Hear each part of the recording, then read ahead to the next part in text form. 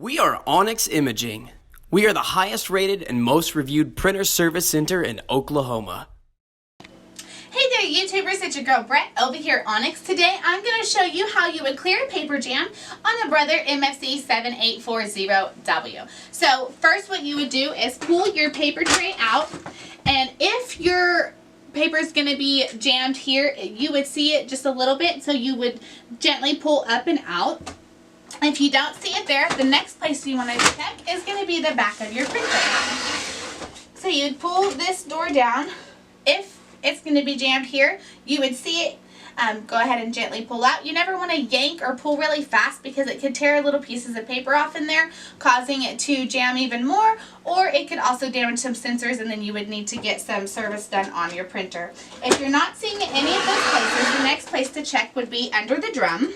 So you're going to pull this hatch down, pull your drum out.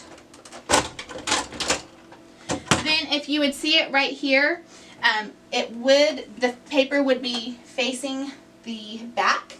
So you would need to pull it up and out. Don't just yank it out. Try to pull it as slow as you can because you will damage a sensor.